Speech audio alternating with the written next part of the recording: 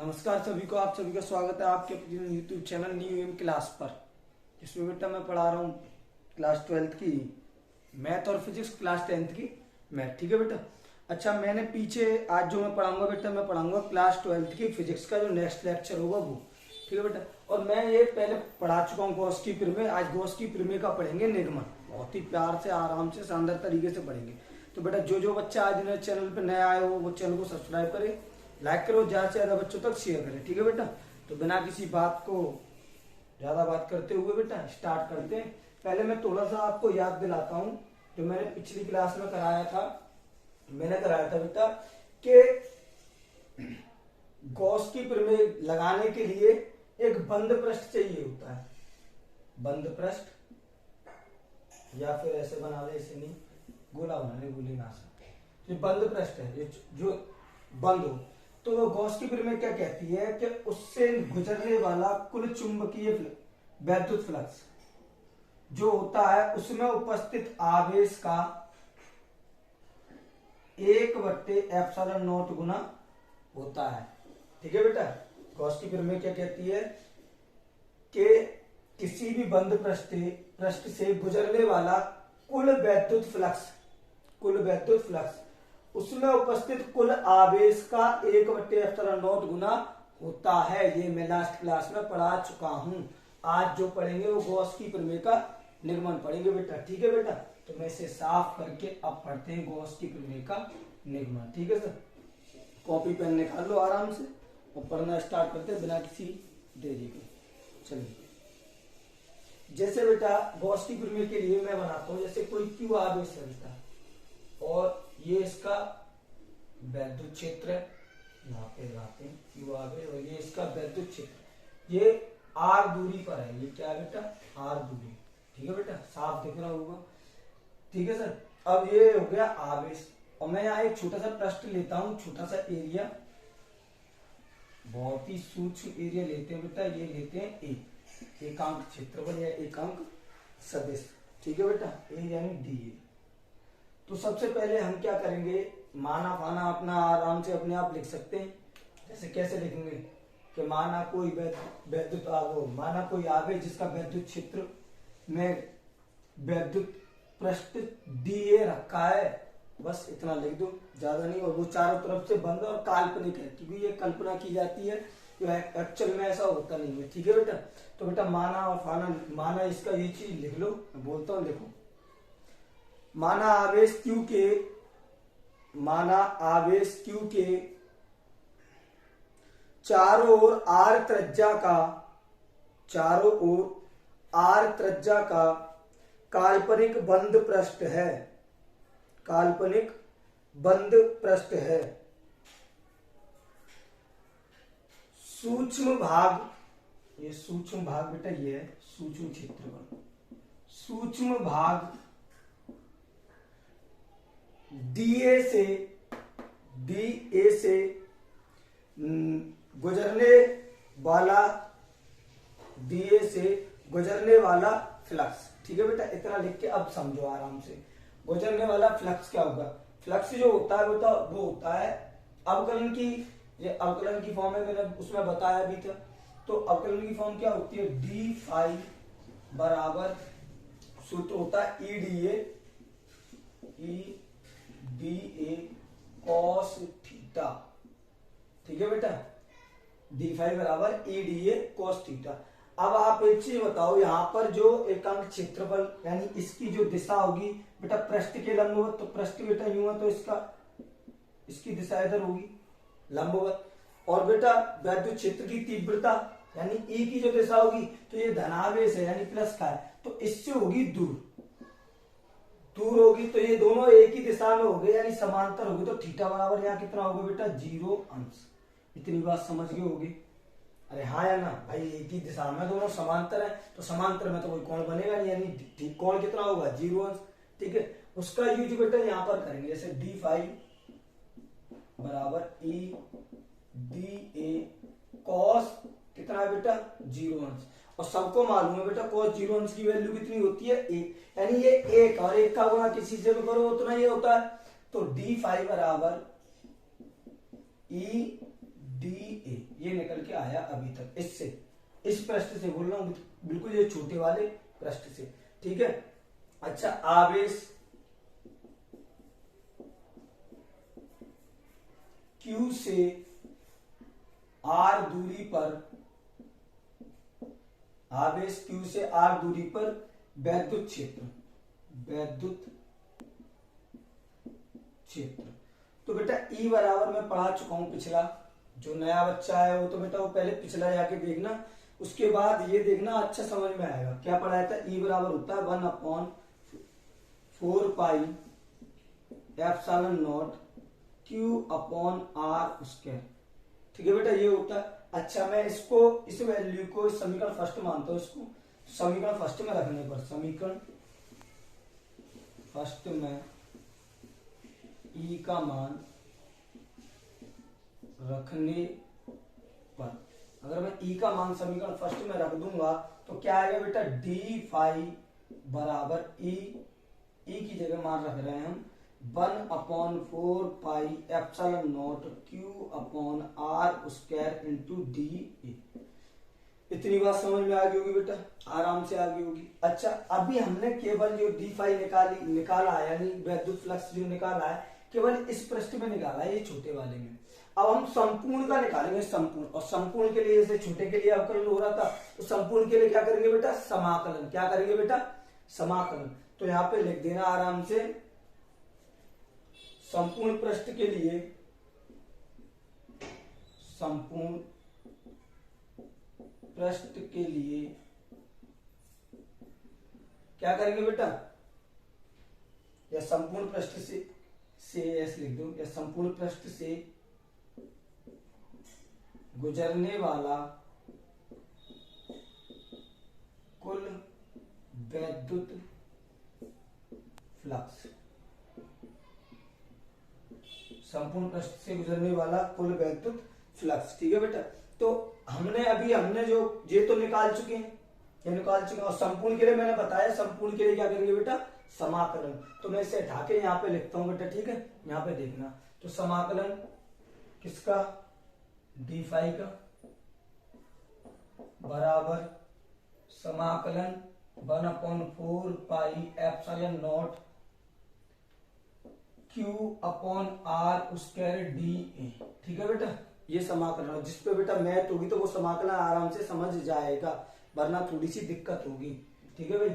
समाकलन करेंगे तो डी फाई का बेटा समाकलन होगा फाई, अभी समाकलन मत करो, उसमें जो करना उसको करते। तो डी फाई बराबर, अभी नहीं करते, अगली लाइन में करेंगे। तो 1/4 पाई कांस्टेंट वैल्यू, इसका होगा नहीं समाकलन, Q अपॉन R स्क्वायर से कोई मतलब है नहीं है, किसका होगा समाकलन? डी ए का, ठीक है बेटा, डी ए का समाकलन होगा।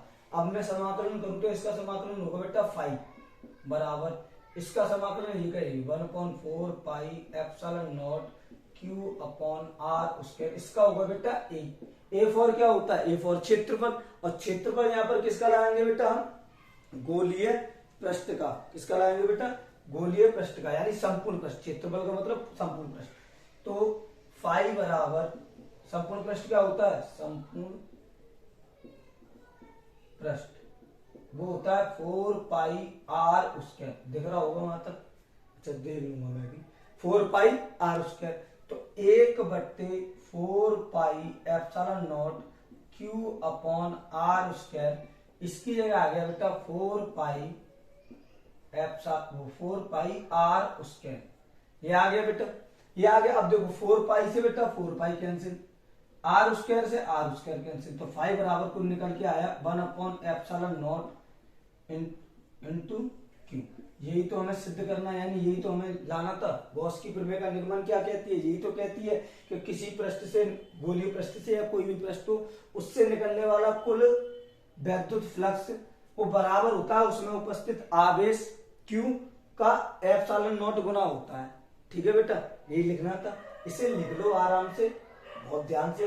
यहाँ कोई सी चीज को, किसी बच्चे को ये समझ में आए तो बेटा दिशा अगर बात करें तो ये डी ए, इसकी दिशा होती है पृष्ठ के लंबवत, मैं बता चुका हूँ वैद्युत फ्लक्स वाले, जब मैंने वैद्युत फ्लक्स पढ़ाया था उसमें। पृष्ठ के लंबवत होते, पृष्ठ रखा है तो इसके लंबवत, और ई की दिशा होगी बेटा इसके लंबवत, जो ई की दिशा है बेटा ई इधर होगी, धनावेश से दूर। तो इन दोनों के बीच में जो कोण होगा वो होगा थीटा। थीटा बराबर कितना है बेटा 0 अंश, थीटा बराबर 0 अंश, तो थीटा बराबर 0 अंश मैंने बेटा यहाँ पे रखा, यहाँ रखा, तो ये आ गया डी, ये इसका मान होता है क्योंकि cos 0 अंश का मान होता है 1, तो 0 1 1 1 का गुणा मैं इससे करूंगा तो ये आएगा। अच्छा आवेश Q से R दूरी पर विद्युत क्षेत्र है, तो मैं पहले ही पढ़ा चुका हूँ क्या होता है, E बराबर 1/4πε0 Q/R²। अब ये मान मैं यहाँ रखता हूँ, तो यहाँ रख दिया E की जगह, तो ये रख दिया मैंने dA का dA। अच्छा ये केवल इस पृष्ठ से, ये छोटा सा जो पृष्ठ है इससे गुजरने वाला विद्युत फ्लक्स है, बहुत ही छोटा, हमें निकालना है पूरे वाले से, तो पूरे संपूर्ण पृष्ठ से गुजरने वाला कुल विद्युत फ्लक्स क्या होगा, उसके लिए क्या करना होगा बेटा समाकलन। तो इसी चीज का मैंने उधर कर दिया समाकलन इस लाइन में।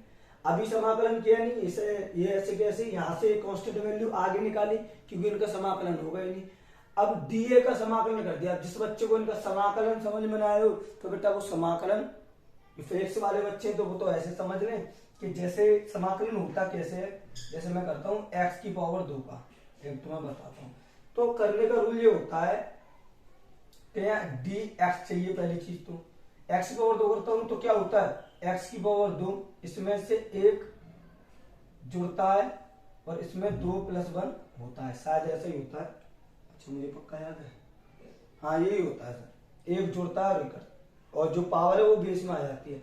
अब यहाँ पे क्या था बेटा, यहाँ पे तो कुछ है नहीं, तो यहाँ पे कुछ नहीं, तो जैसे ये है dx, केवल dx का कर रहा हूं मैं, तो dx अगर हूं यहाँ पे कुछ नहीं यानी 1, और 1 का समाकलन जब क्या होता है, जो होता है वैल्यू वही वैल्यू आ जाती है। अरे हाँ या ना, तो ये चीज समझ लेना, नहीं समझ में आया तो मैं दोबारा समझा दूंगा, ठीक है भाई, ये लिख लो आराम से। नेक्स्ट पढ़ते हैं फिर दूसरा।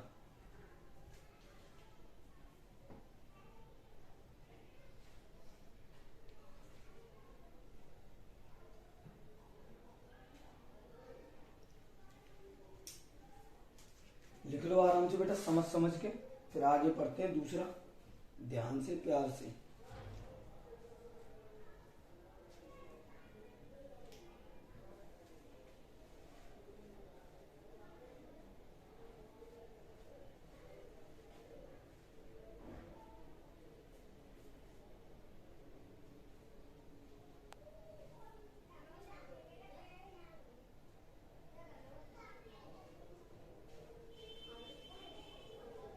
चलो बेटा इसे हटाता हूं मैं, अब दूसरा पढ़ते हैं, दूसरी हेडिंग इसी से संबंधित।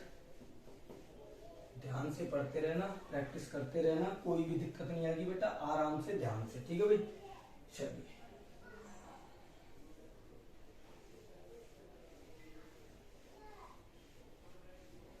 बेटा नेक्स्ट हेडिंग डालते हैं,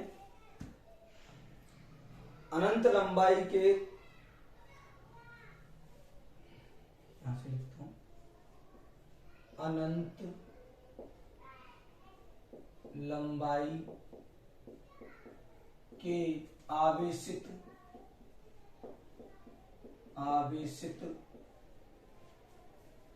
तार के कारण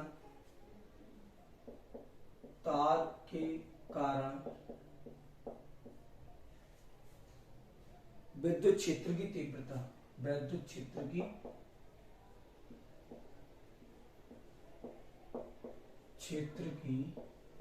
तीव्रता, ठीक है बेटा। ये पढ़ते हैं अनंत लंबाई के तार के कारण विद्युत क्षेत्र की तीव्रता, ठीक है भाई। चलो अब समझते, पहले मैं बनाता हूँ एक तार अनंत लंबाई का। जैसे बेटा ये कोई तार है, यहाँ से यहाँ बनाता हूँ आराम से, ये कोई तार है, ठीक है भाई, ये बेटा अनंत लंबाई के लिए तार है, ये ऊपर अनंत लंबाई। अब अनंत लंबाई का तार है और इससे बेटा r दूरी पर, यहाँ पे कोई मानते हैं r दूरी पर कोई बिंदु P है, इस बिंदु पर मैं विद्युत क्षेत्र की तीव्रता E बेटा ज्ञात करनी है बेटा। मैं इसे इधर या फिर इधर किधर भी ले सकता हूँ, दोनों साइड से, चाहे इधर ले लो चाहे इधर ले लो, ठीक है बेटा। और तार की लंबाई है बेटा, और लंबाई मानते हैं थोड़ी देर के लिए L मानते हैं, ठीक है, लंबाई, ये तार की लंबाई है, ठीक है बेटा। तो इसका माना, और इसका ये तार है, तो तार में रेखीय आवेश घनत्व होता है, तो इसका रेखीय आवेश घनत्व जो मैंने पढ़ा दिया वो मानते हैं लैम्डा, क्या मानते हैं बेटा, लैम्डा। ठीक है, तो ये माना इसके लिए लिख लो, मैं बोलता हूं आराम से कैसे लिखेंगे कि माना कोई अनंत लंबाई का तार जिसकी लंबाई L है, जिससे R दूरी पर बिंदु P है, जिस पर हमें वैद्युत क्षेत्र की तीव्रता E ज्ञात करनी है। तार का रेखीय आवेश घनत्व तो क्या है बेटा? लैम्डा। अरे हाँ या ना, ऐसे लिखते हैं बेटा। तो देखो बेटा, चित्र देख के अपने आप लिखना सीखो। ये चीज आप बड़े हो गए हो, इंटर क्लास में हो, बोर्ड एग्जाम दोगे, हालांकि 10th में दे चुके हो, पर ये इंटर का बड़ा एग्जाम होता है। ठीक है बेटा, लिखो।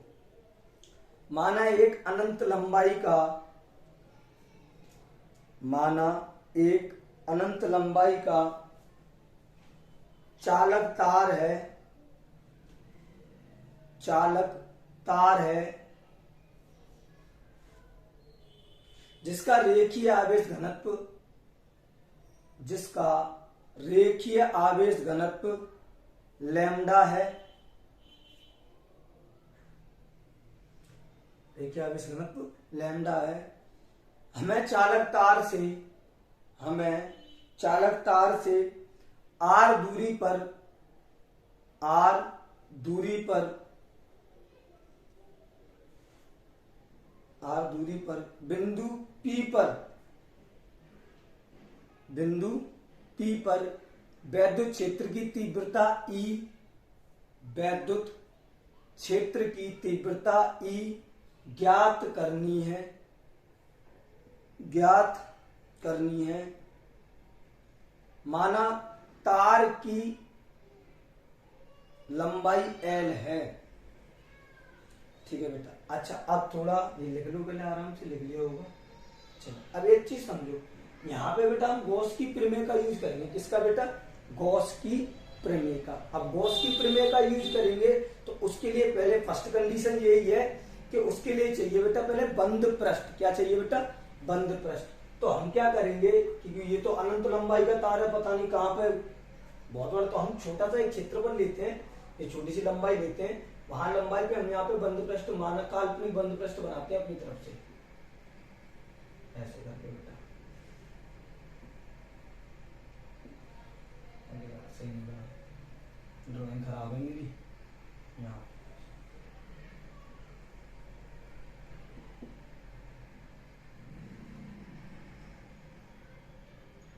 यहाँ से, ठीक है, अब सही बना, कम से कम सही, ये सही बनाना, मैंने थोड़ी देर इधर कर दी, कोई दिक्कत नहीं। ठीक है बेटा, एक काल्पनिक बंद पृष्ठ बना दिया बेटा। अब इसमें क्या नाम है, क्या हुआ बेटा? ये काल्पनिक बंद पृष्ठ, तो ऐसे भी लिख लेना, वो लिखा था ना लास्ट में भी कि माना तार की लंबाई L पर काल्पनिक बंद पृष्ठ है, काल्पनिक बेलनाकार, बेलन के आकार का हो रहा है, हाँ, काल्पनिक बेलनाकार बंद पृष्ठ है। ठीक है बेटा, काल्पनिक बेलनाकार बंद पृष्ठ है। ठीक है बेटा, ये हो गया। अब बेटा इस पे बने 3 पृष्ठ। एक तो देखो, इसको मैं थोड़ा नीचे करता हूँ, यहाँ से यहाँ करता हूँ, बीच में यहाँ ये बिंदु R दूरी पर कोई बिंदु P था, जिस पर हमें वैद्युत क्षेत्र की तीव्रता E ज्ञात करनी है। ठीक है बेटा, ये चीज मैं इधर भी बना सकता हूँ, उधर भी बना सकता हूँ, दोनों तरफ बना सकता हूँ। अच्छा, इसकी लंबाई मालूम है मैं L है, देखिए आप इस घनत्व मालूम है बेटा लैम्डा। अब देखो ये काल्पनिक जो बंद पृष्ठ बना, तो इसमें वैद्युत वो क्या नाम है, गॉस की प्रमेय का यूज करेंगे। गॉस की प्रमेय क्या कहती है? जो उससे निकलने वाला कुल फ्लक्स। अब कुल फ्लक्स कितने पृष्ठ से निकले? एक यहाँ से और एक यहाँ से, और एक जो R दूरी पर ये बनना है, एक यहाँ पे होगा बेटा। ठीक है बेटा, एक यहाँ पे होगा, एक यहाँ पे होगा और एक यहाँ पे होगा। तो इस पे जो है मैं मानता हूँ φ1 वैद्युत फ्लक्स, इस पे मानता हूँ बेटा φ2 और इस पे मानते हो बेटा φ3। ठीक है बेटा, और एक ही जो दिशा होगी, अब थोड़ी ये हो गया, ये हो गया। अब देखो समझो पहले, तो बंद बेलनाकार कहाँ लिखूं, यहाँ लिखता हूँ, बंद बेलनाकार,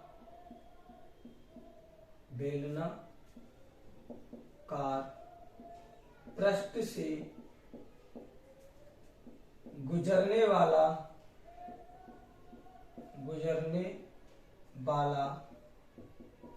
कुल वैद्युत फ्लक्स फाई। अब जो परिणामी फाई बेटा, इसमें कितनी बननी है? इसमें 3 है, 1 2 3, तीनों को जोड़ दो, क्या होगा बेटा φ1 प्लस फाई 2 और प्लस फाई 3। इतनी बात समझ रही होगी ना, समझ रहे होगी। कुल वैद्युत फ्लक्स निकाल लें तो कुल के लिए बेटा तीनों को हम जोड़ लेंगे। अरे हाँ या ना। अब यहाँ पे फाई बराबर क्या होता है, फाई बराबर होता है ई ए कॉस थीटा। चूंकि फाई बराबर सूत्र जो होता है वो होता है ई ए कॉस थीटा। अब मैं यहाँ रखता हूं तो फाई बराबर यहाँ पे ई ए कॉस थीटा तीनों के लिए बेटा, यहाँ पे भी ई ए कॉस थीटा और यहाँ पे भी ई ए कॉस थीटा, ई ए कॉस थीटा, ई ए कॉस थीटा, ई ए कॉस थीटा तीनों के लिए रख दिया। अब एक एक करके इनकी दिशा के लिए इनका जो कोण है बेटा, ये कोण है, ये कोण निकालते हैं तीनों के लिए। तो सबसे पहले इसके लिए पृष्ठ यूं है तो एकांक क्षेत्रफल एकांक सदिश की दिशा किधर होगी, ऊपर की तरफ, ए की दिशा। ठीक है भाई, ऊपर की तरफ। अच्छा, इसमें जो क्या नाम है, जो वैद्युत क्षेत्र की तीव्रता ई की दिशा बेटा वो क्या होगी, इससे प्लस है, प्लस की है तो इससे होगी बेटा दूर, चाहे इधर ले लो चाहे इधर ले लो, इधर किधर भी ले लो। तो यहाँ पे देख रहे होगे एक में आ रहा है, एक में आ रहा है, तो इन पे कैसा कोण होगा बेटा 90 डिग्री। तो यहाँ पर फाई बराबर ई ए, यहाँ आ गया cos 90 डिग्री। ठीक है भाई, यहाँ पे cos 90 डिग्री आ गया। फाई 2 आ गया। फाई 2 के लिए बेटा एकांक सदिश क्षेत्रफल की दिशा इधर, ए की दिशा, और जो जो क्या नाम है वो विद्युत क्षेत्र की तीव्रता ई, उसकी दिशा, तो बेटा ये आवेशित है और वो भी धनावेशित है, धनावेश से होगी दूर, ई की दिशा। तो यहाँ पे भी कोण कितना बेटा 90 डिग्री, यानी ई ए नहीं लिखा यहाँ पर मैंने, ई ए cos 90 डिग्री। ठीक है, लास्ट वाला आता है ए वाला। अब यहाँ पे है तो यहाँ पे बेटा जो ए की दिशा पृष्ठ यूं होगा तो इसकी ए की दिशा किधर होगी, इधर, ए की दिशा इधर, और एकांक वो ए की दिशा इधर होगी। दूसरा आयत क्षेत्र वो वैद्युत क्षेत्र की तीव्रता, इसकी दिशा बेटा ये भी इधर ही होगी, दोनों दूर होंगे एक। यहाँ पे जो थीटा यानी कोण जो बना बेटा कितना बड़ा थीटा, यहाँ पे दोनों एक ही दिशा में, अभी समझाया था मैंने, दोनों एक ही दिशा में, तो उनका कोण कितना बनेगा 0 अंश। तो यहाँ पर आएगा ई ए कॉस 0 अंश। इतनी बात समझ लोगे? अरे समझ लोगे, नहीं समझ लोगे आराम से तो समझ लोगे। तो बेटा यहाँ पे अब देखो, यहाँ पर चूंकि यहाँ देखना cos 90 अंश का मान त्रिकोणमिति में क्या होता है 0, और cos 0 अंश का मान कितना होता है बेटा 1। ठीक है भाई, ये चीज यहाँ पे रखूंगा। तो बेटा 0 अगर मैं यहाँ रखूंगा तो 0 से क्या बना देगी 0, तो ये खत्म। 0 मैं यहाँ रखूंगा तो ये भी खत्म, क्योंकि इससे 0। अब यहाँ पर रखूंगा तो यहाँ बचेगा केवल ई ए। क्या बचेगा बेटा यहाँ पे केवल ई ए। कैसे हुआ दोबारा समझ लो ध्यान से। ये cos 90 अंश था, cos 90 अंश का मान 0 यहाँ रखूंगा गुणा में तो 0 सबको 0 कर देगी। ऐसे यहाँ 0 रखूंगा तो ये भी 0, यहाँ पर रखूंगा इसलिए तो घन का गुणा ई ए से, तो ई ए। अरे हाँ या ना। अब देखो गॉस की प्रमेय से, गॉस की प्रमेय क्या कहती है कि फाई जो होता है साहब वो होता है 1/ε0 का, मतलब क्यू का है 1/ε0 गुना, यही तो पढ़ाया था। और फाई की जगह में ये वाला मान रख दू, ये वाला फाई की जगह ये वाला मान, तो यहाँ पे क्या आ जाएगा ई ए बराबर में 1/ε0 और इधर क्यू। ठीक है भाई, यहां तक बात समझ गए। अच्छा ए क्या है, ए क्या है बेटा, ए है वक्र पृष्ठ मतलब क्षेत्रफल इसका बेलन का। तो सबको मालूम है, हम इधर लिख दूंगा चलो बाद में, बेलन का वक्र पृष्ठ और एक होता है संपूर्ण पृष्ठ। तो बेलन का क्या होता है बेटा, बेलन का वक्र पृष्ठ होता है 2πr_l, वो क्या नाम, 2πr, हाँ 2πr_h होता है, एक्चुअली होता है h है, पर यहाँ पे जो लंबाई है बेटा वो है l, तो l ही रखा मैंने। समझ रहे हो ना l क्यों रखा है, होता तो 2πr_h है पर h की जगह l रख रहे हैं क्योंकि लंबाई यहाँ पे जो ऊंचाई है वही लंबाई है। ठीक है बेटा। अच्छा अब क्या करेंगे बेटा, अब करेंगे ई की, हम क्या निकाल रहे हैं वैद्युत क्षेत्र की तीव्रता। तो मैं यहाँ पर ये मान रखता हूं, तो ई इंटू इसके आ गया 2πr_l बराबर 1/ε0 इंटू क्यू, ये आ गया। अब यहाँ पे लिख देता हूं मैं, ठीक है बेटा। देख लेना आराम से, समझ समझ के लिख लेना। यहाँ पे लिख देता हूँ आराम से, यहाँ लाइन काट के समझो। अब ई, ये जो ई है बेटा, इसके बाद ये था, मैं इसे उधर भेजता हूँ, तो ई बराबर क्या निकल के आएगा, ई बराबर निकल के आएगा 1/2 पाई आर एल और एप्सिलॉन नॉट और यहाँ पर इनटू में क्यू। ठीक है, इसको थोड़ा सा सही से लिखता हूँ कि ई बराबर 1/2 पाई एप्सिलॉन नॉट क्यू बट्टे आर और एल अलग कर देता हूँ, गुणा में, ये नीचे भी गुणा में। इसका फायदा क्या होगा कि मैंने पढ़ाया था, क्या पढ़ाया था, चूंकि लैम्डा बराबर होता है, क्या होता है लैम्डा बराबर Q upon L, Q upon L. लंबाई को एकांक करते थे, तो एकांक लंबाई में प्रभावित आवेश की मान को ही लैम्डा यानी रेखीय आवेश घनत्व कहते हैं। ठीक है बेटा। अच्छा, क्यू अपॉन एल हो गया, तो मैं क्यू इसकी जगह रख सकता हूँ लैम्डा बराबर 1/2 pi epsilon naught lambda upon R, क्या रख सकता हूँ बेटा, लैम्डा अपॉन आर। अच्छा, हमने देखो थोड़ा ध्यान रखो, ध्यान का थोड़ा समझो कि हमने जो सूत्र में ज्यादातर पढ़ा है, यहाँ पर 4 पढ़ा है, 4 पाई epsilon not, 4 pi epsilon not, 4 pi epsilon not. यहाँ पर 4 नहीं है, तो मैं करूंगा 2 का गुणा और भाग, दोनों कर देता हूँ इसमें गुणा भाग। तो बेटा ई बराबर 1/2 का यहाँ भाग जाएगा, तो भाग में 2 पहले से 2 दूनी हो जाएगा 4 पाई एप्सिलॉन नॉट इनटू, यहाँ पर ऊपर 2 का गुणा होगा, तो 2 लैम्डा अपॉन आर। ये सूत्र बन गया आपका। अरे लिख, बन गया नहीं बन गया, प्यार से आराम से ध्यान से इसे एक बार लिखो, फिर मैं एक और बार समझाता हूँ अभी। ठीक है बेटा, लिख लो।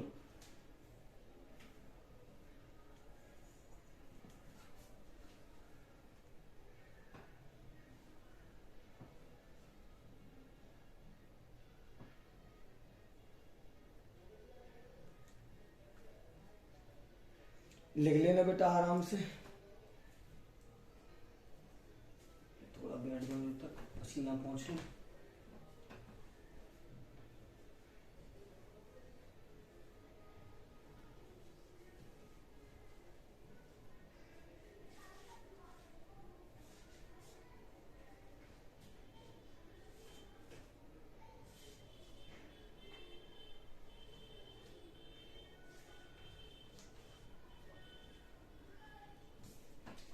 लिख लिया होगा बेटा। अब समझो दोबारा एक और बात, जिस बच्चे को नहीं समझ में आया वो दोबारा समझे।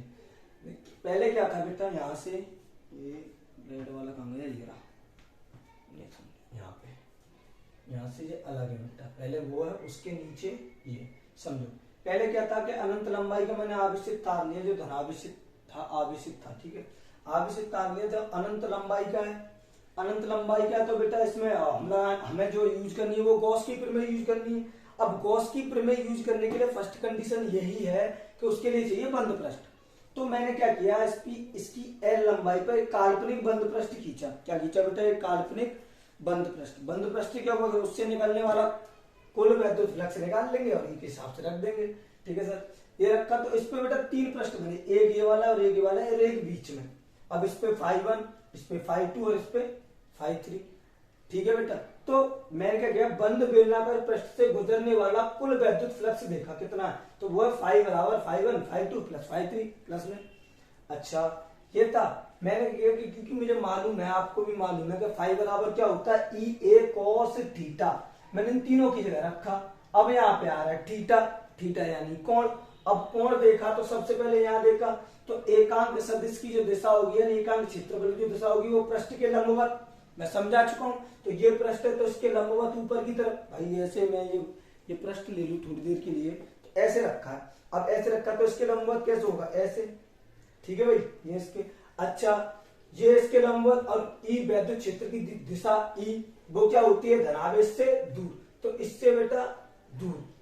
ठीक है, इसके साथ नहीं होगी कि ये भी इधर जा रहा है ये भी इधर, नहीं, इससे दूर। तो दूर में रही, यहाँ पे देखा तो 90 डिग्री हो रहा है, तो मैंने लिखा भी है कि यहाँ पे कितना बनना है, 90 डिग्री। ठीक है सर, आगे φ2 वाले में तो एकांक सदिश, अब ये पृष्ठ यूं करके नीचे की तरफ, यूं करके, तो इसकी दिशा बेटा यूं करके नीचे की तरफ, नीचे की तरफ होगी, तो ये इधर ए और इधर बेटा वही चीज, ई की दिशा इससे दूर, इधर यहाँ पे भी देखा तो यहाँ पे बेटा 90 डिग्री बना, 90 डिग्री बना तो मैंने वो भी ऐसे रख दिया। अच्छा आया तीसरा 5 3 आया तो 5 3 भी मैंने देखा पृष्ठ बीच में, तो पृष्ठ बीच में तो यूं होगा, अब यूं होगा तो इससे एकांक सदिश यानी एक ही जो दिशा होगी वो पृष्ठ से लंबवत, पृष्ठ के लंबवत यानी इससे दूर इधर साइड में, और ई जो था वो तो पहले से इससे दूर भाग रहा था, ई भी इधर, तो यहाँ पे जो थीटा यानी जो थीटा बना वो कितना बनेगा बेटा 0 अंश। ठीक है बेटा, यहाँ जो थीटा बनेगा वो बनेगा 0 अंश। अच्छा ये बन गई। अब हमें मालूम है, इतना हमने पढ़ रखा है कि cos 90 अंश का मान होता है 0 और cos 0 अंश का मान होता है 1, तो उसके हिसाब से ये वैल्यू होगी 0, क्योंकि इसका मान 0 तो ये कर देगी सब में 0। ऐसी बेटा ये वाली वैल्यू भी क्या होगी 0, यानी ये दोनों होगी खत्म। अब यहाँ देखा तो ई ए का ई ए इंटू में cos 0 अंश का मान होता है 1, तो ये गुणा में 1 और 1 का गुणा करेंगे बेटा तो क्या आएगा बेटा, तो आएगा बेटा ई ए। ठीक है सर। अच्छा आगे क्या किया सर, क्या किया, ये किया कि गॉस की प्रमेय से, गॉस की प्रमेय क्या होती है कि किसी बंद पृष्ठ से गुजरने वाला कुल फ्लक्स, उसमें कुल आवेश का 1/ε0 गुना होता है, तो ये लिखा। अब ε0 वो फाई का मान हम पहले निकाल चुके, ये रहा निकाल चुके बेटा, निकाल चुके तो मैंने यहाँ पे रख दिया ई ए बराबर में ये कैसे। अब यहाँ पे ई का ए क्या है, ए फॉर ए तो क्षेत्रफल है, और क्षेत्रफल यहाँ पर हम किस पे काम कर रहे हैं बेटा, बेलन पे। किस पे बेटा, बेलन पे। तो बेलन का जो क्षेत्रफल यानी वक्र पृष्ठ जो होता है वो होता है 2 पाई, ये तो होता है 2 पाई आर एच, 2 पाई आर एच होता है। लेकिन यहाँ पर जो एच यानी जो ऊंचाई है वो क्या है बेटा, वो है लंबाई, वो क्या है बेटा एल लंबाई। तो मैंने क्या रखा 2 पाई आर एल रख दिया एच की जगह, तो ये चीज मैंने उठा के इसकी जगह रख दी। अब क्या किया 2 पाई आर एल इधर गुणा में, उधर काय में जाएगा बेटा, उधर जाएगा भाग में, अरे हाँ या ना, तो भाग में पहुंचाया तो ई बराबर 1/2 पाई आर एप्सिलॉन आया इनटू क्यू। अच्छा आगे क्या किया सर मैंने, आगे किया मैंने यहाँ से आर एल अलग किया, 2 पाई एप्सिलॉन अलग कर दिया गुणा में ये। अब यहाँ पे देखा मैंने कि लैम्डा बराबर होता है Q upon L, Q upon L, तो ये दोनों ये Q है और L है, ये दोनों मिलकर बना देंगे लैम्डा, तो ये बना दिया ऊपर लैम्डा बेटा, और नीचे क्या था R। और देखा बेटा मैंने इसमें तो 1/2 पाई एप्सिलॉन है, इसमें 2 का गुणा भाग कर दिया, क्योंकि यहाँ पे मुझे 4 कर दूंगा तो 4 क्या होता है, इसकी एक वैल्यू होती है, वो वैल्यू बनाने के लिए मैंने ऐसा कर दिया। तो ई बराबर आ गया 1/4 पाई एप्सिलॉन, यहाँ 2 का गुणा 2 लैम्डा अपॉन आर। अरे हाँ या ना, समझ में आ गया होगा बेटा। अच्छा तो बेटा यहीं पे आज के इस लेक्चर का यहीं पे एंड करते हैं, इससे जो आगे होगा बेटा नेक्स्ट लेक्चर में पढ़ेंगे। और कोई भी चीज ना समझ में आए तो शुरुआत स्क्रीन पे बेटा डाउट नंबर आता है, 1-2 मिनट के लिए चलता है शायद, तो उस पर आप अपना डाउट भेजना जो कोई बन रहा हो। अब थोड़ा सा चैप्टर खत्म होने की ओर है, खत्म हो जाएगा तो उसके बाद मैं अपनी आपको न्यूमेरिकल की क्लास लाऊंगा, और न्यूमेरिकल की क्लास बेटा कुमार मित्तल की बुक से कराऊंगा, क्योंकि वो बेहतर बुक है। ठीक है बेटा, और क्या नाम है कुमार, और जो मैं पढ़ा रहा हूँ बेटा वो एनसीईआरटी बुक से ही, आप जिन्हें टेंशन लेना कि नहीं कि हमारी से पढ़ाओ, हमारी से पढ़ाओ, क्या लोग सेनर्गी से पढ़ाओ, किसी से, कुमार मित्तल की सबसे बेहतर है, वो पढ़ ली आपने, सब पढ़ ली। ठीक है बेटा, ये लिख लो, समझ लो, आराम से घर पे पढ़ना। नमस्कार सभी को।